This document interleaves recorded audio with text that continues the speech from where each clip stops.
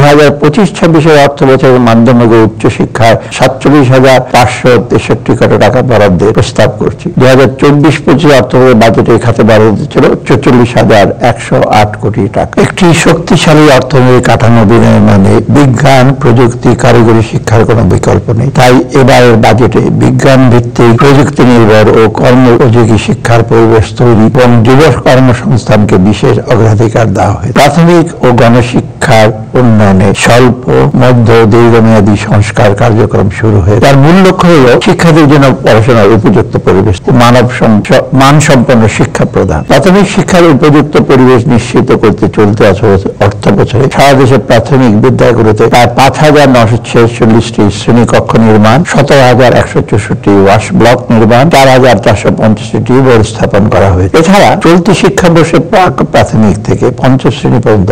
9,19,50,492টি বই বিতরণ করা হয়েছে। প্রাথমিক স্তরে শতভাগ শিক্ষার্থীকে ইএফটির মাধ্যমে উপবৃত্তি প্রদান করা হয়েছে। আগামী অর্থ বছরে সরকারি প্রাথমিক বিদ্যালয় ফিডিং কর্মসূচির জন্য 2,164 কোটি টাকা বরাদ্দ রাখার প্রস্তাব করছি। প্রাথমিক ও গণশিক্ষার গুরুত্ব বিবেচনায় আগামী 2025-26 অর্থ বছরে এই খাতে 25,403 কোটি টাকা বরাদ্দের প্রস্তাব করছে। মাধ্যমিক উচ্চশিক্ষা ব্যবস্থাকে যথোপযোগী, যুগোপযোগী বা আধুনিক ও বিশ্বমানের উন্নতিকরণের লক্ষ্যে সকল বেসরকারি বিশ্ববিদ্যালয়গুলোতে আন্তর্জাতিক মানের আউটকাম বেসড এডুকেশন (OBE) পদ্ধতিতে কারিকুলাম হালনাগাদ করা হয়েছে।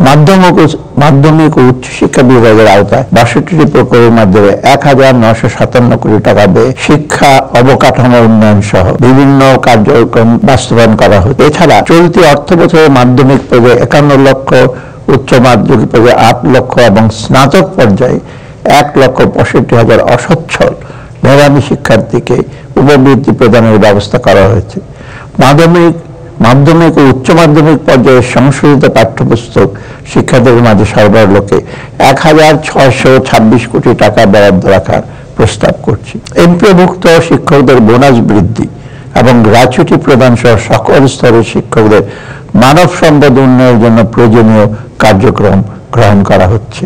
2025-26 অর্থ বছরের মাধ্যমিক ও উচ্চশিক্ষায় মোট 47,563 কোটি টাকা বরাদ্দের প্রস্তাব করছি। 2024-25 অর্থ বাজেটে খাতে বরাদ্দ ছিল 44,108 কোটি টাকা। কারিগরি ও মাদ্রাসা শিক্ষা, বর্তমানে কারিগরি শিক্ষায় এনরোলমেন্টের হার 19%। 2025 সালের মধ্যে এটাকে 20% উন্নীত করতে প্রতিটি বিভাগীয় পর্যায়ে মহিলা পলিটেকনিক ও ইঞ্জিনিয়ারিং কলেজ, জেলা পর্যায়ে পলিটেকনিক এবং উপজেলা পর্যায়ে টেকনিক্যাল স্কুল প্রতিষ্ঠা করা হয়। মাদ্রাসা শিক্ষার উন্নয়নে 1,135টি মাদ্রাসা ভবন নির্মাণ সম্পন্ন হয়েছে এবং 513টি বহুতল ভবনের কাজ চলমান রয়েছে। 493টি মাদ্রাসা মাল্টিমিডিয়া ক্লাসরুম স্থাপন করা হয়েছে। এছাড়া ইবতেদায়ী পর্যায়ে বৃত্তি প্রদান এবং মাদ্রাসা সমূহ এমপিওভুক্ত বাবদ 728 কোটি টাকা বরাদ্দ রাখার প্রস্তাব করছি। কারিগরি মাদ্রাসা শিক্ষা বিভাগের জন্য 2025 অর্থ বছরে 12,678 কোটি টাকা বরাদ্দের প্রস্তাব করছি।